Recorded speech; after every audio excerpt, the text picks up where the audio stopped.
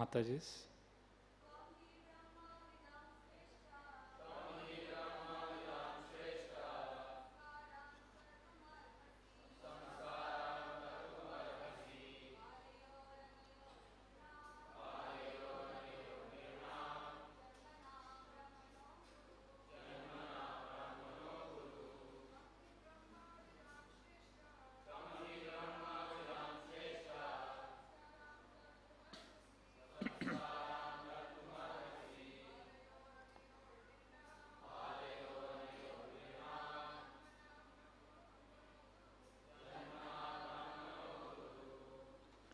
Translation. My Lord, you are the best of the Brahmanas, especially because you are fully aware of the Jyoti Shastra, the astrological science. Therefore, you are naturally the spiritual master of every human being. This being so, since you have kindly come to my house, kindly execute the reformatory activities for my two sons. Purport by His Divine Grace, Srila A.C. Bhaktivedanta Swami Srila Prabhupada. The Supreme Personality of Godhead, Krishna, says in the Bhagavad Gita 4.13, Chatur Varnyam Maya Srishtam Gunakarma Vibhagasha. The four Varnas, Brahmana, Kshatriya, Vaishya and Shudra, must be present in society. The Brahmanas are required for the guidance of the whole society. If there is no such institution as Varnashram Dharma, and if human society has no such guide as the Brahmana, human society will be hellish. In Kali Yuga, especially at the present moment, there is no such thing as real Brahmana, and therefore society is in a chaotic condition. Formerly, there were qualified Brahmanas, but at present, although there are certainly persons who think themselves as Brahmanas, they actually have no ability to guide the society. The Krishna consciousness movement is therefore very much eager to reintroduce the Varnashram system into human society, so that those who are bewildered or less intelligent will be able to take guidance from qualified Brahmanas. Brahmana means Vaishnava. After one becomes a Brahmana, the next stage of development in human society is to become a Vaishnava. People in general must be guided to the destination of goal of life, and therefore they must understand Vishnu, the Supreme Personality of Godhead. The whole system of Vedic knowledge is based on this principle, but people have lost the clue, Nate vidu swartha gatim hi Vishnu. And they are simply pursuing sense gratification with the risk of gliding down to a lower grade of life. Mrityu samsara vartmani. It doesn't matter whether one is born a Brahmana or not. No one is born a Brahmana. Everyone is born a Shudra. But by the guidance of a Brahmana and by samskara, one can become Dvija, twice born, and then gradually become a Brahmana. Brahmanism is not a system meant to create a monopoly for a particular class of men. Everyone should be educated so as to become a Brahmana. At least there must be an opportunity to allow everyone to attain the destination of life. Regardless of whether one is born in a Brahmana family, a Kshatriya family, or a Shudra family, one may be guided by a proper Brahmana and be promoted to the highest platform of being a Vaishnava. Thus, the Krishna consciousness movement affords an opportunity to develop the right destiny for human society. Nanda Maharaj took advantage of the opportunity of Garga Muni's presence by requesting him to perform the necessary reformatory activities for his sons to guide them towards the destination of life. Om Ajnanatimmirandasya Jnananjana Shalakaya Chakshurunmilitam Yena Tasmai Shri Guruve Namah Sri Chaitanya Manobishtam Sthapitam Yena Bhutale Swayam Rupa Kadamayam Dadati Swapadantikam Vandeham Shri Guru Shri Yuta Padakamalam Shri Gurun Vaishnavamscha Shri Rupam Sagrajatam Sahagana Raghunatan Vitam Tam Sajivam Sadvaitam Savadhutam Parijana Sahitam Krishna Chaitanya Devam Shri Radha Krishna Padan Sahagana Lalita Sri Vishakan Vitamsha हे कृष्णा करुणा सिंधु दीनबंधु जगतपते गोपेश गोपिका कांत श्री राधा कांत नमोस्तुते तकांचना गौरांगी श्री राधे वृंदावनेश्वरी वृषभानुसुते देवी प्रणमामि हरिप्रिये वाञ्छाकल्पतरुभ्यश्च कृपा सिन्धुभ्य एव च पतितानां पावनेभ्यो वैष्णवेभ्यो नमो नमः नमो ॐ विष्णुपदाय कृष्णप्रेष्ठाय भूतले श्रीमते भक्तिवेदान्त स्वामिनिति नामिने नमस्ते सारस्वते देवे गौरवाणी प्रचारिणे निर्विशेषा शून्यवादी पाश्चात्यदेशतारिणे जय श्री कृष्णा चैतन्य प्रभु नित्यानंद श्री अद्वैता गदाधर श्रीवासादि गौर भक्तवृंद हरे कृष्णा कृष्णा कृष्णा हरे हरे हरे राम राम राम हरे हरे हरे कृष्णा कृष्णा कृष्णा हरे हरे राम राम राम हरे हरे हरे कृष्णा कृष्णा कृष्णा हरे हरे हरे राम राम हरे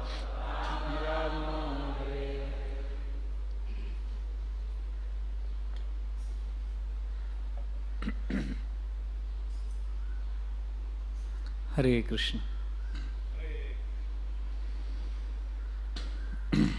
So in this chapter where Lord Krishna is going to show his universal form within his mouth to Mother Yashoda, we are reading Garga Muni is come and is going to give the name to the children. And Srila Prabhupada writes very elaborately in the purport how Varnashram system is very scientific, but because the Brahminical culture got polluted and contaminated, the whole Varnashram system got disturbed. Brahmanas became the bane of the society. Because the scriptures say, Atha Pumbir Dvijasreshta Varnashrama Vibhagasha Swanushtitasya Dharmasya Samsiddhir Haritoshanam.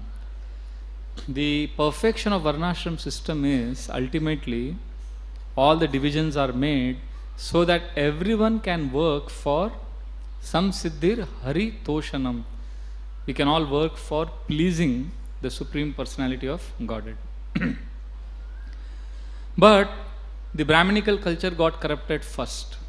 5,000 years ago, when Shringi, a young Brahmana boy who had got Brahminical powers by his tapasya, he became very proud of his Brahminical prowess. And he cursed Maharaj Parikshit for no fault of Maharaj Parikshit. Maharaj Parikshit was very thirsty. And when he came to Shamik Rishi's ashram, he is the emperor of the whole planet, but Shamik Rishi ignored him. He was absorbed apparently in meditation and he couldn't receive his guest. And Parikshit Maharaj just put a dead snake on the shoulder, on the neck of Shamik Rishi and walked away out of anger. It was a very small fault. But Shamik Rishi's son Shringi pronounced a curse that Parikshit Maharaj would die in 7 days. This was not justified, this kind of cursing. Because if Shamik Rishi was actually in meditation, was actually in ecstasy, trance, he should have rendered more service. Last Sunday we heard Govind Prabhu say this beautiful example, that when Lord Chaitanya was in ecstasy, and he was in Gambhira, completely lost and oblivious, but at the same time his service increased. He would put shawl on Shankar Pandit, who was the doorkeeper, and he would fall asleep. So absorption in devotional service means more service. So Shamik Rishi ignored, and Shringi pronounced a curse to kill Maharaj Parikshit. Now, we have modern times where somebody is so demoniac, but still he is not killed by the government. Like we had some terrorists who killed innocent people, and it was right outside the temple, just not even 100 meters from the temple. These terrorists were caught. They created so much havoc. And they're still in the jail getting 5-star treatment last 2 years. So somebody, such a person is not killed, and here is an innocent king who is being killed, who is being cursed to die. So we can see that this is a result of pride by this Brahmana boy. Aho adharma palanam pivnam bali bhujam iva swamini agamya dasanam dwarapanam shunam iva. He says that, oh, these kings have become now adharma, they are following irreligion, and they are supposed to be das and we are swami. This is what Shringi says. Swamini agamya dasanam, and they are dwarapanam shunam iva, they are watch dogs. So he is calling Parikshit Maharaj, a pure devotee of Krishna, as a dog. And he calls himself as master. Srila Prabhupada writes in the purport that technically, yes, the king is a watchdog. In one sense, it's right. He is the watchdog of the society. But to call him like that only shows how proud and arrogant you are. So Shringi's first problem with Brahminical culture degradation was thinking of self as the master. I am the master. And that attitude leads to contempt, and it leads to hatred for the lower caste. So then Shringi says further how sa katam tad grihe dvastha sa bhandam bhoktum harati. The king is desiring to have equal rights as us, and it's like a dog desiring to eat from the same plate as a master. So contemptuously he speaks. And after speaking all this, look at pride. Pride blinds us so much that we think we are innocent and everybody else is at fault. And then Shringi, of all things, he says, no problem, Parikshit Maharaj has become irreligious. There is irreligion spreading in the society. No problem. I am there. I will do some service of protecting religion. Krishne gate bhagavati shastra utpatta gaminam. So he says Krishna has gone back to spiritual world. So upstarts like Parikshit Maharaj have become very prominent. But no problem. Binna setum adyaham shasmi pashyata me bhatam. Just see my prowess. Just see what I am going to do now. I am going to do something very heroic to protect dharma. So then he curses. He says, Iti langita maryadam takshaka saptame hani. In 7 days, takshaka bird will come and bite Parikshit Maharaj and he will die. So we can see how Shringi prospered. He developed all these skills because of the patronage, because of the facilities given by King Parikshit, and to that same person, he curses him to die. This is how pride blinds one. One becomes ungrateful, and one becomes very attached to his own position of being a Brahmana, of being higher in the society. So Brahminical culture degraded, and today we have in 21st century, there have been Brahminical families, but now their previous generations, they were worshipping deities in temples. But now slowly the culture has got so degraded that now nobody has anything to do with temple worship, chanting of the holy names. Now, young South Indian Brahmin families, children who are from nice Sri Vaishnava family, they may be, but now they may leave everything, all their ancestors, grandparents must be doing temple worship, but now they leave all that and they go to the West and pursue big degrees and get a job there. But Srila Prabhupada is so powerful, how he has revived this Vedic culture. Srila Prabhupada and his followers have gone to Western countries and they have caught these same boys and girls who have left their roots of Brahminical culture, abandoned it and gone to the West. Srila Prabhupada and through his teachings, his followers have preached to these boys and they have made them devotees, and some of them have become brahmacharis and they have joined ISKCON temples and have become pujaris. What their previous generation had abandoned now, and what they are also themselves abandoned. So Srila Prabhupada has so powerfully revived the whole culture. Of course, but the fact remains that pride is dangerous. So as long as we have a desire to demand respect rather than command, then degradation is inevitable, as it happened with the Brahminical culture 5,000 years ago. So when we become attached to position and facilities within an institutional structure, it is but natural that these things will happen. Even Daksha, he was so proud of his own beauty and abilities that he was blinded. He couldn't see that he is going to commit a big offense. In fact, that verse he says, Na agyanam nacha matsarat. Before he is cursing Lord Shiva, he says, Oh gentlemen, please listen to me. Now I am going to speak not out of envy or ignorance. First he clarifies that I am not speaking na agyanam nacha matsarat. I have no envy. And then he starts criticizing Lord Shiva. So that's how powerful envy and pride is. And since tomorrow is Ram Navami and Baldev Prabhu has ordered me to speak on Lord Ram and prepare our consciousness for this festival. So we will briefly discuss a character from Ramayana who also displays the same attitude of being very attached to position and thus causing disaster.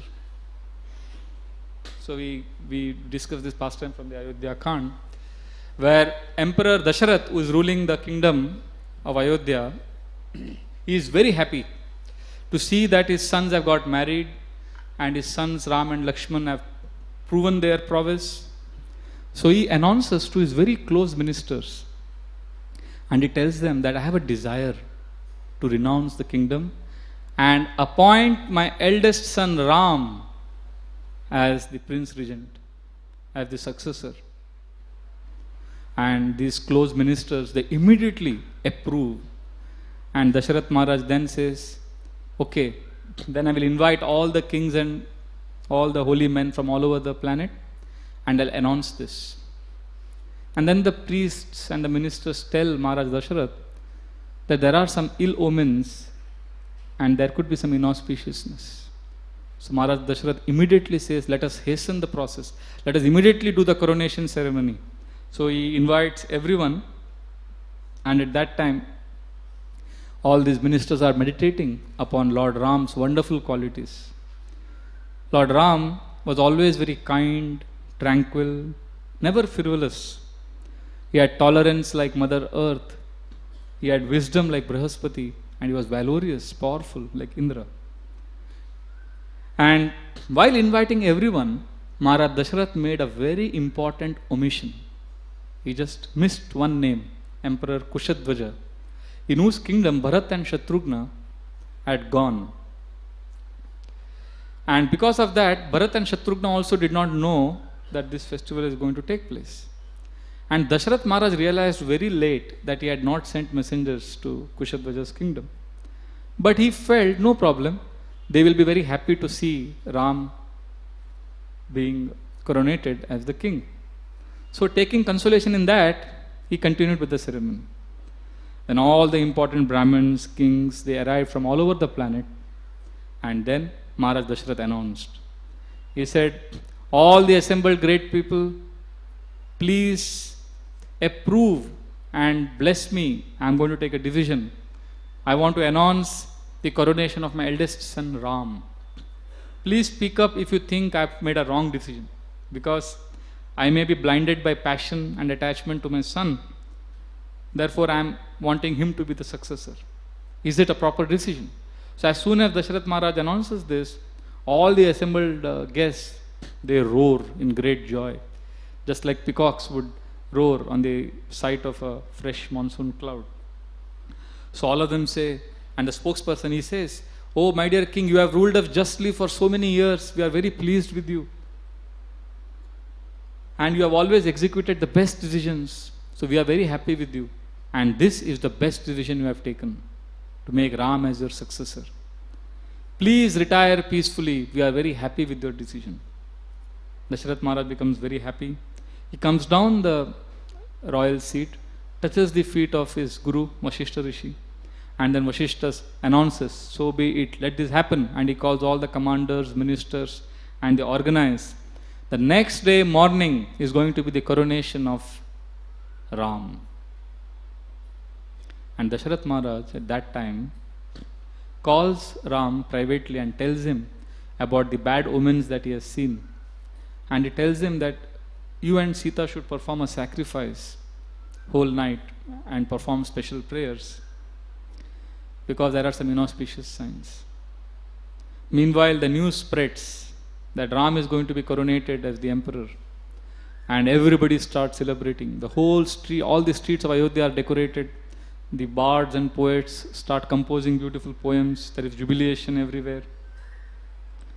If this is going on, one lady who sees these celebrations, Manthara, who was a maid servant in Kaikeyi's palace, when she hears this news, her mind recoils. She becomes very agitated because her position is threatened. She was a hunchback and she was the servant, main servant of Queen Kaikeyi, who was the favorite queen of Maharaj Dasharath. And Manthara was always ridiculed for her hunchback. But since Kaikeyi became the favorite queen of Dasharath, the situation changed. Because Kaikeyi became the favorite queen, so Manthara was also became very prominent because she was the servant of the favorite queen of the king. So all the other servants, including the servants of Kaushalya, who was the eldest queen of Dasharath, all of them started paying a lot of respects to Manthara. And Manthara became very prominent. And now, anticipating that Ram will become the king, she fumed with rage because of the prospect of losing her own position. So this is very interesting. It's not simply big people or emperors who become proud and envious. You know, even somebody like a servant can cause disaster. It just requires one person to be very ambitious and attached to position and power. As the saying goes, even a pauper is proud of his penny.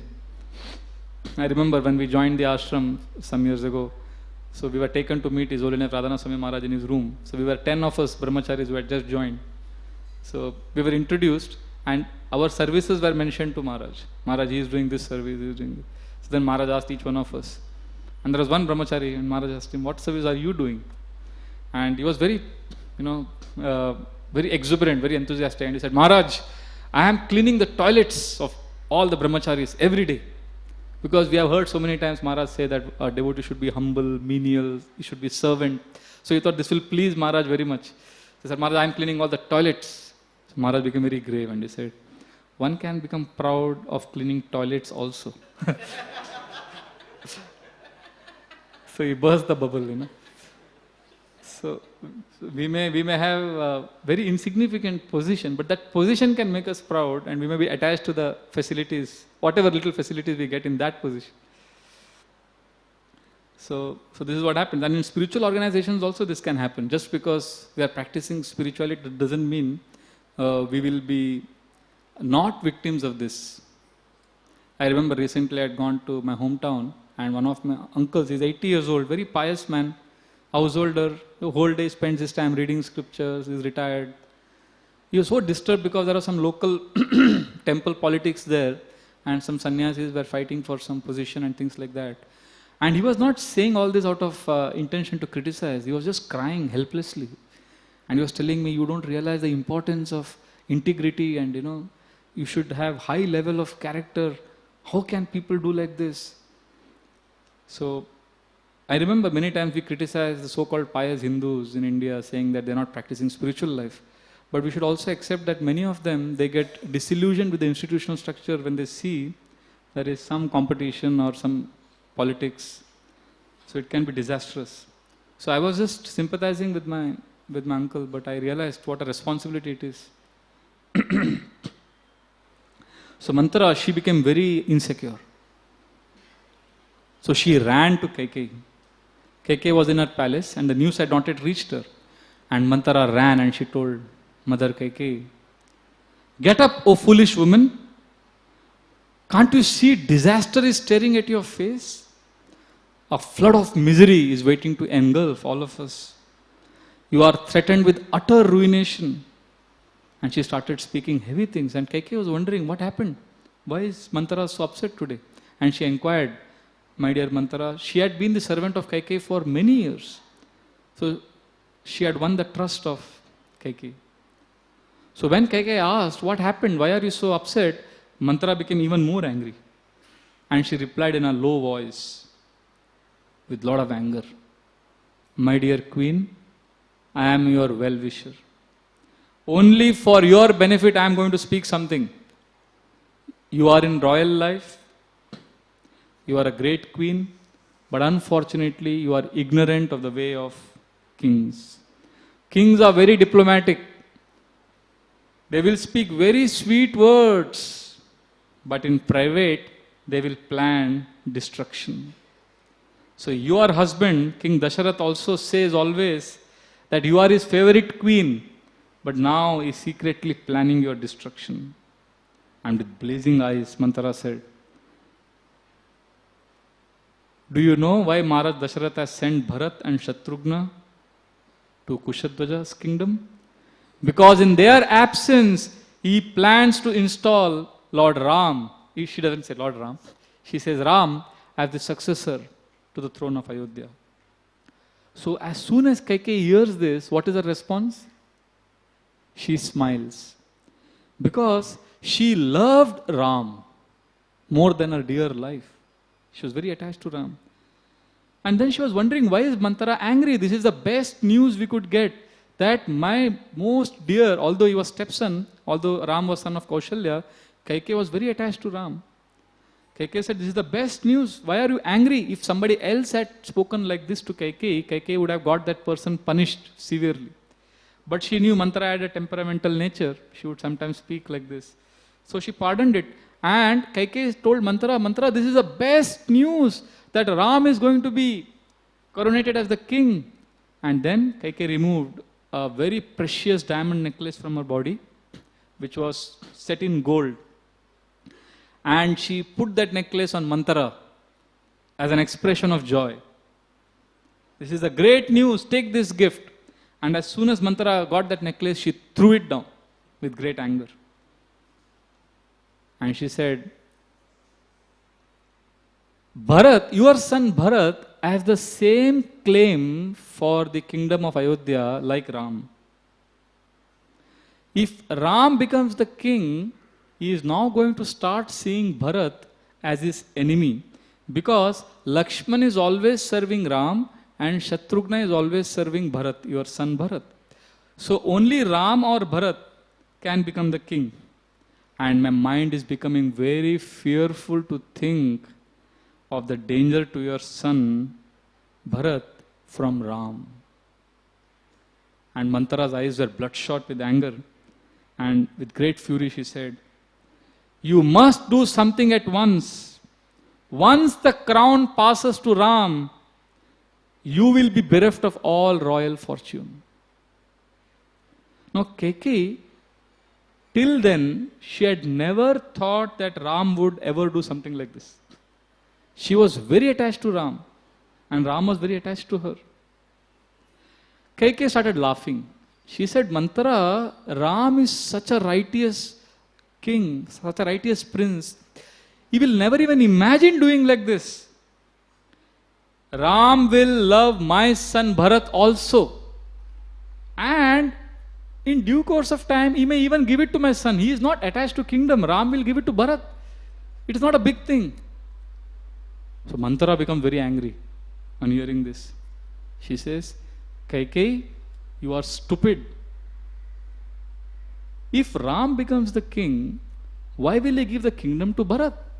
He will pass it on to his own son. And then his son will become the king. So your lineage will be lost. So therefore there is a great danger at your doorstep. You must act at once. So back and forth they were arguing. But then Manthara plays a master stroke. How Kaikeyi and Manthara are having dialogues. But then Manthara says something where Kaikeyi's mind starts changing. What does she say? Now she knew that there is a natural rivalry existing between the queens. So she takes that as the point. And then she starts telling and comparing her with Kaushalya. Now Kaikeyi would be often snubbed in favor of, Kaushalya would be snubbed in favor of Kaikeyi many times. Because Kaikeyi was the favorite queen. Dasharath would spend every night only with Kaikeyi. So everyone knew it. So now Kaikeyi would lose her position of being the favorite because Ram is the king and Ram's mother is Kaushalya. So the situation would change. So then she starts saying, so my dear Kaikeyi, queen, you will now become the maid servant of Kaushalya. So she starts playing upon that. There is some rivalry within the queen. So that she starts exploiting. That's how powerful Maya is. Maya exactly knows our weakness. And the most unimaginable thing, she traps us with that. So bad association. This mantra is an example of bad association. Sometimes after some years we become very confident. I am good in this, I am good preacher, I am doing this services nicely. But Maya knows exactly where is that weakness, and she makes a dent. Sometimes we think after some years, so this is not a problem for me, I can handle this, I can handle this. Like, Sachinandan Maharaj was telling us some time back that how one of the biggest dangers for devotees now is the YouTube videos. He was saying that after some years of preaching, we think I am very good in preaching, I have no problems, and I can use these videos for preaching. And we'll end up watching all these small videos and copying them and using them in our presentations. But before we realize, we are out of devotional service. It's so powerful and deadly, this bad association of mantra like, materialistic videos and things which promote sense gratification. Because they destroy our propensity to love Krishna. And they all come under the category of prajalpa. So we think it's harmless. So he was giving the example of Raghunath Das Goswami, who speaks in Mana Shiksha. He compares prajalpa, mundane gossip, criticism of other devotees, and talking all mundane things, to a prostitute. Raghunath Das Goswami describes in his Mana Shiksha all the anarthas to different, he gives different graphic examples, analogies. So prajalpa he compares with prostitute. And just like a prostitute may appear very attractive and she may promise to give pleasure, but she is not interested in giving pleasure. Her actual plan is to take your money which is there in your pocket. So similarly, prajalpa, which offers us some titillating enjoyment, the goal is not to give pleasure, the goal is to actually take the money or the wealth of Krishna consciousness that is there in our hearts, and she steals it away. And the most expensive prostitute is the prostitute of Vaishnav Ninda. She takes away all the wealth. all spiritual credits are gone, and a person starts lamenting, oh, what happened? No, I was a devotee, I loved chanting, I loved dancing in kirtan, I loved doing devotional service, now I have no taste. Because that wealth of taste has been stolen away, because we wanted to enjoy doing gossip, making some criticism. And what is the proof that we have? Sometimes, we don't know whether I am doing prajalpa or whether it is needed for service. Some talking and some discussions. So the best proof, you can judge yourself whether you have just now done prajalpa or whether it was bona fide.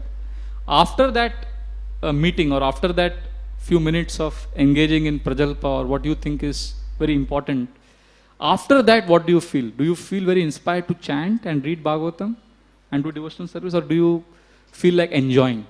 If you feel like enjoying, that means we have just now done prajalpa. But if you are inspired to chant, that means what we did was service. Generally, when we do prajalpa, we don't feel like doing devotional service. We feel like enjoying. We feel like putting our feet on the table, drinking a Coke, and basically that enjoyer mood comes up very, very strong. So many times we are, and especially when we are outside, we go outside, people tell us, this is important. They may give us an opportunity to engage in sense gratification. Little bit, no problem. And that time we should be careful to say that, no, I am practicing a certain path. I don't want to get into this. Because bhakti lata, the seed of bhakti is like it needs water of the holy name. And a favorable culture is needed. And one of the most important things in this favorable culture is to avoid criticizing other devotees or hearing prajalpa, gossip, mundane gossip. So mantra is poisoning like this. And I remember Sachinandan Maharaj in that class, he said, and one time I was watching a video which I needed for my presentation, and he stopped. And he said, just see how my mind has tricked me. I said I needed to see that video for my preaching. Actually, I don't need anything for preaching other than Bhagavatam and holy name. But our mind tricks us that I need these things. And then especially he was saying it for the renounced order. He was saying that you should be very careful of getting into these kind of things because we think they are harmless and we trust them. But they actually take away our propensity to love Krishna. Kaikeyi had pure love for Ram, but that propensity, that natural love for Ram was stolen away by Manthara's association. So Kaikeyi now, her intelligence started getting confused. She began to believe what Manthara was saying. And she started seeing Ram's coronation as injustice. And Manthara, she's so expert, she saw Kaikeyi's mind is changing. And her mind is wavering. And her face, by seeing her face, she could see. So what did Manthara do at that point of time? She immediately grasped Kaikeyi's hand and held her hand. Now this is a sign of love and empathy. When you empathize with someone, when you are counseling or empathizing, it's naturally, you hold the hand to give love and affection. So Manthara gave that affection. See, I care for you. I love you. So Kaikeyi became more convinced by Manthara's preaching. And then Manthara said, there is one way you can be saved. Send Ram to forest and make Bharat the emperor. Now Kaikeyi was intrigued by this proposal. And now Manthara starts revealing a very deadly plan. So see, what is happening is, small thing, Manthara was always there, but by our constant association, slowly now a major disaster is going to happen. Maya enters like a needle and comes out like a plow. Small thing, we think it's harmless. New Vrindavan, I heard many years ago, when Mataji was in her house, and the curtain got fire, a small spark. So she thought, oh, I'll take care of it. She was doing something. But in a few minutes, that spark became a blazing fire and the whole house was burnt. And she had to just run out of the house and she had to see her whole house burnt to ashes. They could do nothing to save that house. So small spark, small dissension, small criticism, and then pursuing it, and eventually it goes beyond our control. Srila Prabhupada would often say that I entered like a needle and came out like a plow. He entered America as an unknown person, small person, an old man who's gone to America with a few books. And what did Srila Prabhupada do eventually? He shook the whole world with Krishna consciousness. So Prabhupada entered, a pure devotee enters like a needle and comes out like a plow. And even Maya Devi, she also knows this philosophy. She also enters like a needle. She waits for that small crack in our consciousness, somewhere, some weakness, and then she enters and then she creates havoc. That's what Manthara was doing. For then Manthara starts revealing how, my dear queen, you assisted your king in a war. If you remember many years ago, when Emperor Dasharatha was fighting on behalf of the demigods, he got exhausted and he was wounded, and as the sun was setting, demons would become more powerful. To save your husband, actually Dasharatha Maharaj was so powerful that he could fight, at the same time he could fight in 10 directions. He could shoot arrows. That's why he got the name Dasharatha. 10 directions he could fight. It was like as if he had 10 chariots at the same time. So at that time when Dasharatha was wounded, Kaikeyi, she took over and she took her husband to safety and nursed him back to good health. So Dasharatha was so pleased with her, he promised her that he would give her 2 boons. He asked her, ask whatever you want, I'll give you 2 boons. So Kaikeyi had deferred it to a later date. She said, okay, I'll ask for these boons at a later time. So Manthara is now reminding Kaikeyi that you have these 2 boons. You can ask for Ram to be banished to the forest and Bharat to be made the king. Now Kaikeyi by this time, because of lot of preaching by Manthara, she became very upset that Dasharatha Maharaj had cheated her.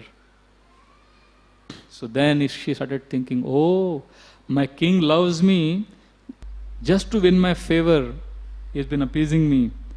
But I think now he and Kaushalya, both of them have conspired to drive Bharat away from the kingdom. That's why he is not here. Now these things have become very obvious to me. See, this is how the mind, once we don't like someone, or once we assume, once we imagine some prejudice, or imagine something wrong, then the mind, the imagination runs riot, You can imagine anything. There is no limit to it. We lead a life based on assumptions. So Kaikeyi started assuming many things. And that intensified her anger and negative emotions. And many times while preaching, we say our mind is our enemy. But I made a very, very important discovery while reading Gurujan Prabhu's book. He's so emphatic. He says, mind is not our enemy. He says, mind of course is an enemy, but he says mind is after all a bodyguard of the ego. Ego is the actual enemy. Our desire to enjoy separately from Krishna. And mind just protects that identity. Just like, sometimes you say, Arjuna is telling Krishna, Krishna, my mind is my enemy, please protect, please tell me how I can control my mind. So we think we are also like Arjuna, and we say, Prabhuji, my mind is not in control, please help me. So when we say my mind is not in control, many times the implicit assumption is, I am actually a very good person, but what to do? My mind is not in my control. No, a devotee means he thinks, actually, I am demoniac. I am so evil intentioned. I want to enjoy separately from Krishna. That's why I am languishing in this material world. Amito Durjan Sada Durachar. Bhaktivinoda Thakur sings in his bhajan that Amar Jivan Sada Paperata. I am sinful. I am essentially bad because I wanted to enjoy separately from Krishna. And it's a concomitant factor that the mind is rebelling and mind is creating so much problems. So this is very important that we understand how we have a desire to enjoy separately from Krishna, and at the right time, if we are not careful in our devotional service, Maya attacks and she traps us. So Kaikeyi, she becomes convinced by Manthara's talking about these two boons, reminding her. Kaikeyi says, gets up, she says, yes, right now I will go to the king and ask him for these two boons. Manthara, she's so cunning, she says, wait, don't go now. Just wait. So she now reveals her cunning plan.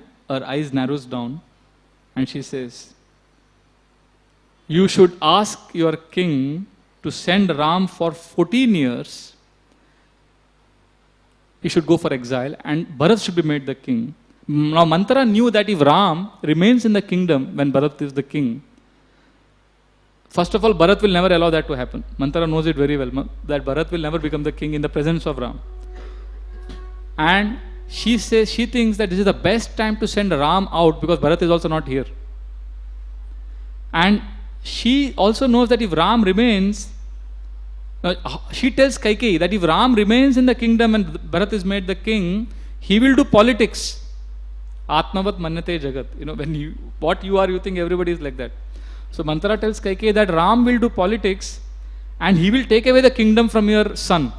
So Bharat should be made the king, but Ram should not be here.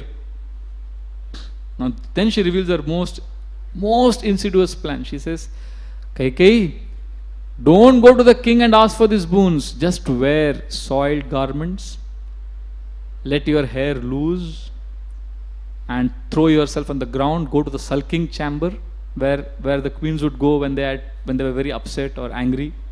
Go to the sulking chamber, lie on the ground, start weeping, and be in a complete disarray. And Kaikeyi was very guileless. She was very innocent actually. And she would have never acted politically, although she was very angry now with Kaushalya, with Dasharath. But she didn't know how to act politically. So Manthara was leading her all the way. She was telling her what to do, how to do. She was training her nicely. And then she takes her and then she tells Kaikeyi, my dear queen, use your charms. And then Kaikeyi says, yes, the king loves me for my beauty. That's why he comes and spends every night with me. But tonight, he will be in for a big surprise. And then Manthara says, my dear queen, Maharaj Dasharath will offer you many gifts to please you when you ask for these boons. Don't be distracted. Be fixed in your determination. What Krishna tells in the 2nd chapter, 40th verse, Vyavasayatmika buddhi ekeha kurunandana. Be focused. So same thing, Maya also knows this philosophy. Maya also can convince us to be fixed.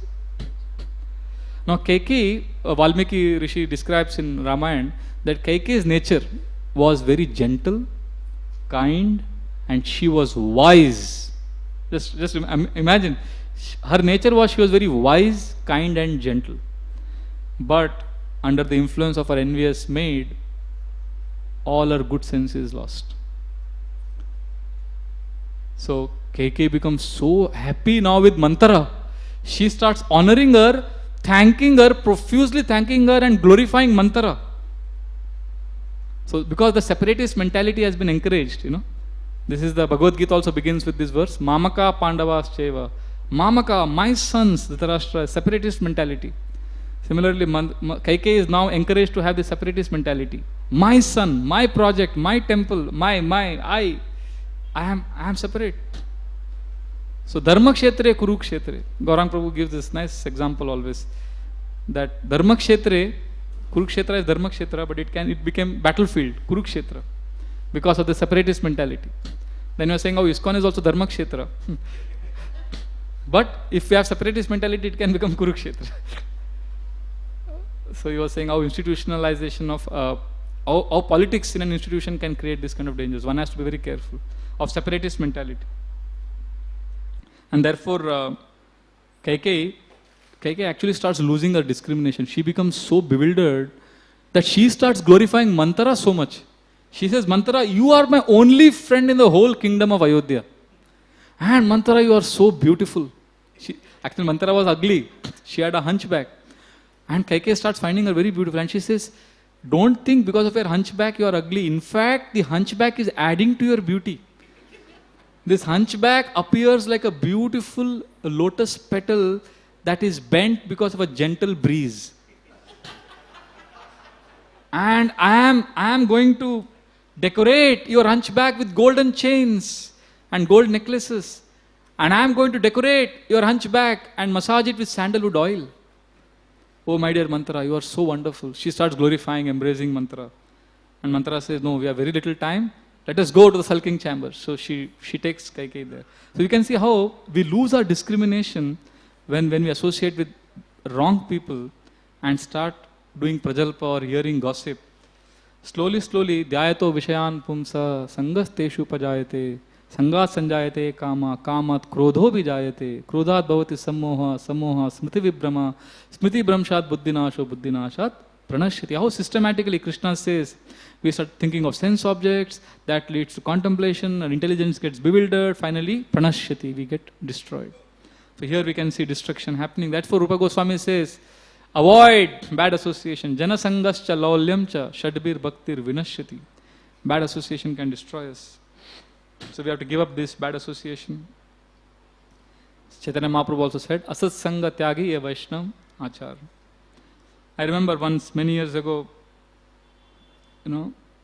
actually why I am saying this, because many times a devotee may be sincere, we may have good thoughts, we may be having nice understanding, but just because of wrong association, doing prajalpa,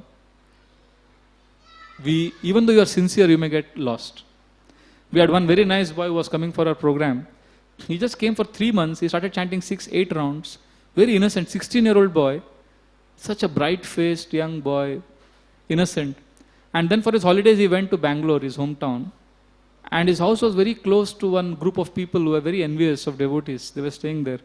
And they just caught him during these holidays, 2 months. And they poisoned his mind with so much nonsense that when he came back, I could see his face had changed, Actually, his face had changed.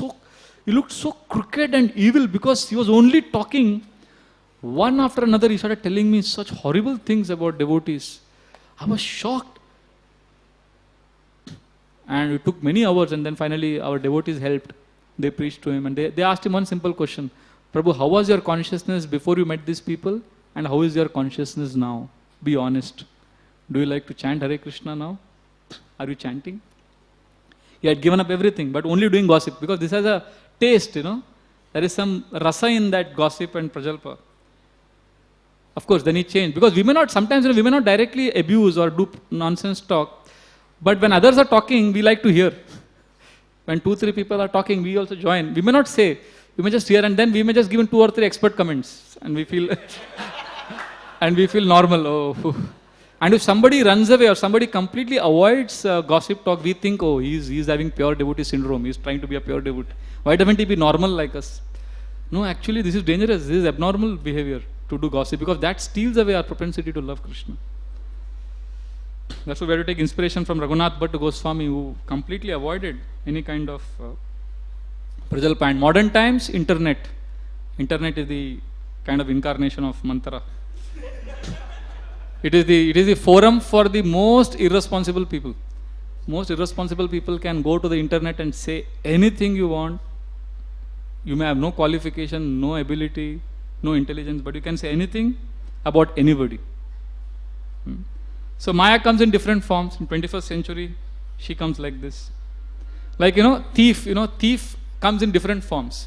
Earlier days, thief means we knew black clothes, daggers in hand, some mask. Typical dress a thief had. But then the thieves became more sophisticated. They became expert, nicely dressed gentlemen.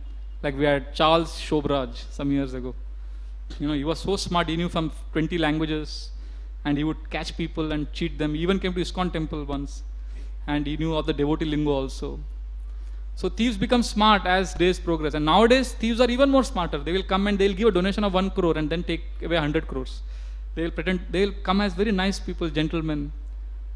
Bank robbery earlier meant just come and loot the bank, take all the money. Now, very sophisticated. Now a 16-year-old boy can sit on his computer and hack the password and, he is a more dangerous thief. So stealing or theft, as Kali is progressing, it's getting more and more sophisticated. So Maya is also progressing. She's also progressing with times. So she's also coming in more attractive forms, more new ways. So she comes as movies. She wins our trust. She comes through some nice, titillating, sense-gratifying music and movies. She wins our trust. And actually, all this Bollywood music and movies, actually, they are wolves in sheep's clothing. They come and promise us entertainment. They promise us happiness. But what they do is they encourage our propensity to be the Lord and Master and the enjoyer. So she is moving with times. Maya is moving with times to rob us of our wealth of Krishna consciousness. So therefore today we have people, they have no time to hear Krishna Katha, but they'll sit on the Facebook for 6 hours, 6 to 7 hours, and we may do so many things. But there may be nice Krishna Katha going on, but we have no taste because we have trusted mantra like modern gadgets. And that's how our bhakti gets destroyed.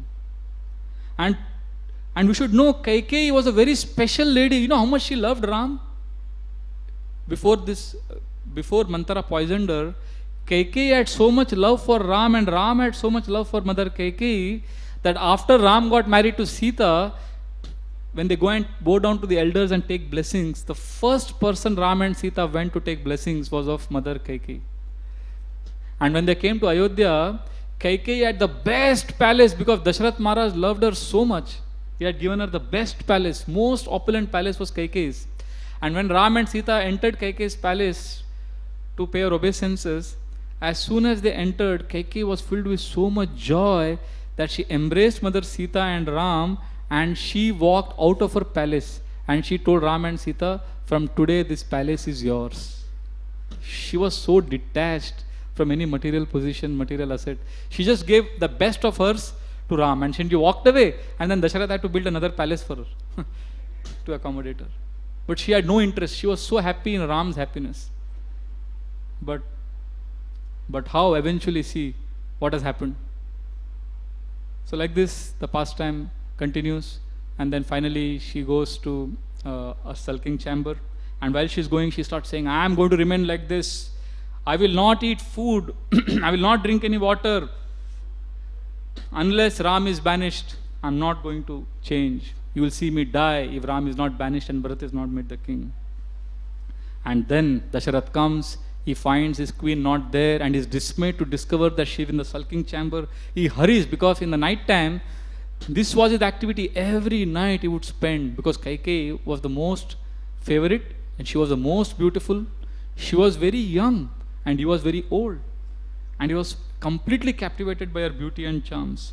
And when he entered the sulking chamber, he was aghast to see Kaikeyi is fallen on the ground. like a rose creeper which is violently torn away by a storm, or an apsara was fallen from the heavenly planets, or a deer which is trapped by the hunter. So Dasharath saw, just like the Lord of Elephants, he will see his mate pierced by an arrow. He saw Kaikeyi, he is completely broken-hearted, she is lying on the ground. He went and picked up Kaikeyi, he fondly stroked her tear-filled face and asked her, what has happened to you? Who deserves punishment today? Who has caused you so much lamentation and anguish? Today I am going to kill that person and punish that person. Tell me. But Kaikeyi had already planned what to do. She just kept quiet. She looked the other way. And Dasharath went the other way and tried to appease her. Then she again looked the other way. She was just refusing to be appeased by Dasharath's so much of talking. Finally, after she was completely comforted and confident that Dasharath is going to do anything for her, then she told him, my dear king, I have not been insulted by anyone. I just want one desire to be fulfilled. Please vow, please give me a promise that you will fulfill it. And Dasharath immediately, he said, yes, of course. And he took Kaikeyi's head and face, which was filled with tears. He took her head on his own lap and he straightened her disheveled hair. And then he said very loudly, Dasharath Maharaj, I swear by Ram that I will satisfy all your desires. By that very Ram from whom separation would surely end my life, I swear today to carry out all your orders. Indeed, by Ram, for whom I would exchange my own self and the whole planet Earth, I promise to do your bidding. O gentle lady, please reveal to me what is your desire. Now internally, Kaikeyi starts rejoicing because 3 times Dasharath Maharaj has vowed that I will fulfill your desire, I will fulfill your desire. And then she tells him what you can't tell even an enemy. She reminds him of the 2 boons. And Dasharath Maharaj, because he is blinded by passion, is under the powerful sway of passion for his wife, he agrees. And then he is stepping into a deadly trap. And now Kaikeyi reveals that she wants Ram to be banished for 14 years and Bharat to be installed. And when Dasharath Maharaj hears this, he becomes like a statue. For some time, he just stares at his wife in utter disbelief and shock. Actually, sometimes when something very shocking happens, you can't move also. I remember many years ago, when I was a student, I was traveling from Churchgate to college. At Lower Parel station, that time they didn't have this fence. A train was coming from the other direction. One man was trying to cross the tracks and the train hit him and his both legs got broken, but still he managed to jump on the platform with no legs from knees upwards. He ran and after some distance he went and fell and he was sitting like this. And I remember this incident I can never forget. I was thinking, how can this man be like this? His legs are broken. But it was just for a few seconds, he was just like this. And then he started screaming, my God, so much pain. But I remember that incident because for a few seconds it was as if nothing has happened to him. That was the intensity of the shock. So when Dasharath Maharaj experienced that shock, Kaikeyi is asking for something which you could have never imagined in the wildest of dreams. He is like shocked. And then he comes back to his senses, he faints. Then he gets up, starts lamenting and wailing loudly. What a calamity, alas, what a tragedy. And then he goes through various emotions. First he starts getting angry. He says, you cruel and wicked lady, what harm has Ram done? I never knew that when I embraced you so many times, I was actually holding a poisonous serpent on my bosom. But his anger, he knew he couldn't sustain his anger because he had made a vow. He was very attached to his vow. Because king can never go back on his vow. And now he knew that he had made a vow, he can't go back, and he was angry, but he couldn't sustain that anger and his voice trailed off. And he couldn't sustain it, and finally he started crying. From anger, he became very tearful. And he started crying, saying that the world may exist without the sun, the crops may grow without water, but I cannot live without Ram. Please take back your demand. But she just was sitting very grave. And Dasharath Maharaj started trembling. And then, after anger, after crying, now he starts negotiation. He says, okay, let Bharat become the king, my dear queen. But why are you banishing Ram? Let Ram also remain.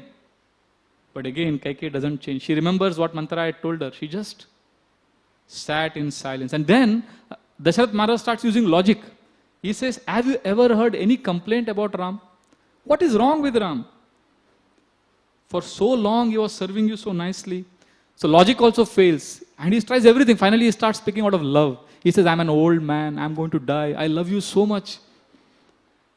Kaikeyi just doesn't budge. And finally Kaikeyi speaks so fiercely and harshly. She says, shame on you, O king. Today you are confirming my doubts about your sincerity. How will you show your face to your ancestors? Your forefathers were so upright in their vow. Today you have betrayed your glorious race because you want to install Ram and enjoy with Kaushalya. And Dasharath Maharaj starts crying and he says, I always thought you are my devoted and chaste wife, but today you have finally killed me. As a hunter first enchants the animal with melodious music and finally kills the animal. So similarly, you have enchanted me for so many years with your charms, but now you have killed me. Dasharath starts lamenting. This is the nature of material enjoyment. When we enjoy material happiness, that leads to 100% guarantee suffering. If happiness is denoted by the letter X and suffering is denoted by the letter Y, what is the formula of enjoyment in this world? X is equal to Y? No. X is equal to 2Y. Means any amount of happiness we get from sense pleasure we experience double amount of suffering. And especially when we enjoy sense objects with a desire to exploit them or satisfy our own senses, the pain can be very intense. And therefore Maya is called the supreme capitalist because she enchants us. Sometimes devotees, we may be trapped by a sense object and Maya may convince us that this is good for our sadhana. Sometimes a tea may give a kick or an intoxicant or some sense gratification. After that, our sadhana may become a little better for some time. And we may think, oh, actually, sometimes Maya can empower us to do some nice service and sadhana also. But she is actually hooking us, just like a fisherman. He puts that worm and then he puts that hook. So when that fish catches that worm, immediately he doesn't pull out the fish.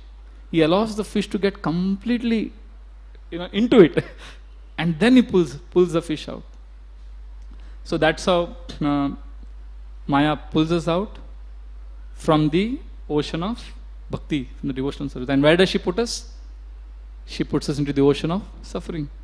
Nija karma doshe phale, podi bavar nava jale, abudubu, kaya khota kal. We fall into the ocean of suffering, material world, and we start getting drowned by the waves, getting kicked. And when we are trapped in this ocean of material world of suffering, we want to get relief. We think, I will swim across this ocean. But this ocean is huge.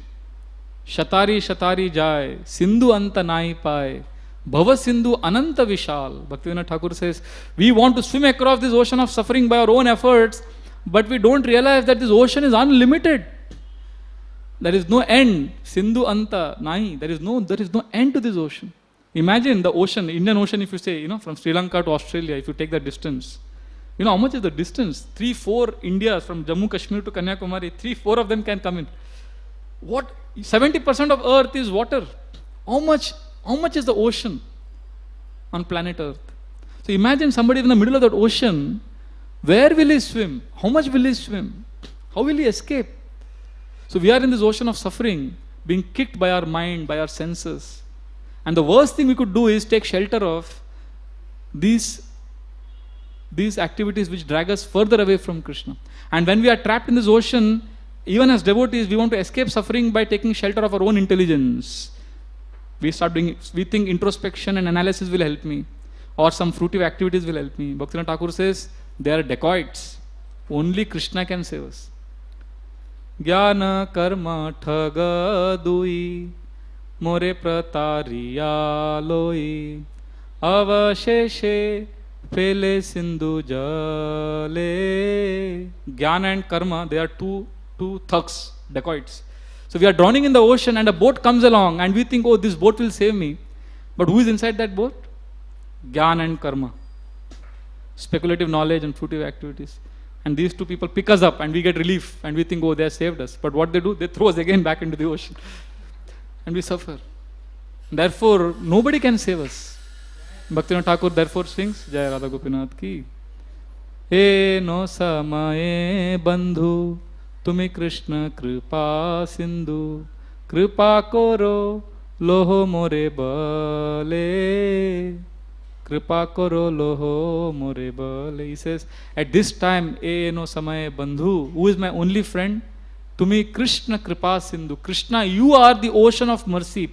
So kripa karo, with your mercy, pick me up from this ocean of suffering and put me into the ocean of your mercy and save me. And therefore Srila Prabhupada constantly prayed that Krishna, please protect me from Maya. Prabhupada said the only difference between him and us is that he could never fall down to Maya. And he said that is because he always prayed to be protected from Maya. So let us also beg for mercy and let us know that we cannot trust our own intelligence and our abilities. We need the intelligence of scriptures, spiritual master, and of other Vaishnavas, senior devotees. Because as we grow older, we think we become overconfident. And that's when Maya attacks. As Radhika Vallabh Prabhu so beautifully told me a few days back, that in the game of cricket, when the batsman hits a sixer, 4, then another 6, that's when he gets out. Because he becomes overconfident and he thinks he can get away with anything. So he says similarly as devotees, oh, I have done this project, oh, I do this, I am doing this, and suddenly clean bowled, So Maya is very powerful. So let us humbly take shelter of Vaishnavas and avoid all kinds of gossip and Vaishnava criticism and practice devotional service in a humble mood. Thank you very much. Hare Krishna. Sorry for speaking so many things beyond my level of realization. ग्रंथराज Shrimad Bhagavatam की जय, श्रील प्रभुपाद की जय, सीताराम